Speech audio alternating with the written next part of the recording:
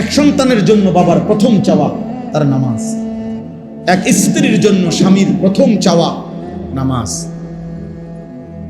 এক মেয়ের জন্য বাবা মার প্রথম চাওয়া তার নামাজ, তার সিজদা, তার পর্দা, তার আখিরা। কারণ আমরা মুসলমান,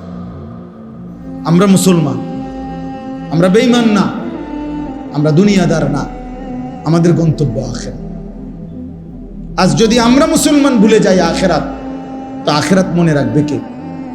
হিন্দু বৌদ্ধরা, ইহুদি খ্রিস্টানরা? ওরা তো বুঝেই না কিছু।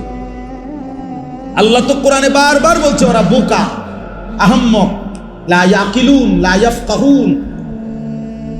কোরআন সুন্নাহ বিহীন, তারা তো দলালিম মুবিন, স্পষ্ট গোমরা। আল্লাহ তাআলা বলছে মুমিন, আমি তোমাকে ঈমান দিলাম, নবী রাসূল দিলাম, আমার আসমানি কিতাব দিলাম, যুগে যুগে বুঝাইবার জন্য উলামা কেরাম দিলাম, তারপরও পথ হারাইলা কেমন?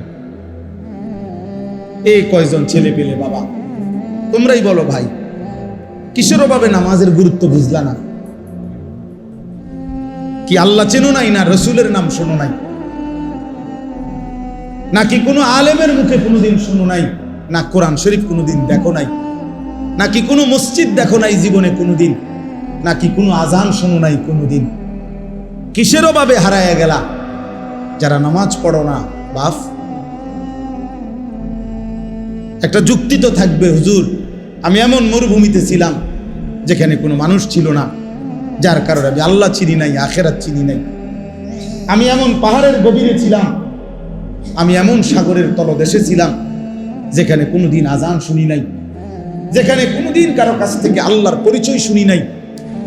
চারিদিকে এত মসজিদ, এত মাদ্রাসা, এত উলামা, এত টুপি, এত আজান, তারপরেও তোমরা যারা বাবা দিনের পর দিন নামাজ পড়ো না, কিসের অভাবে? কি যুক্তিতে?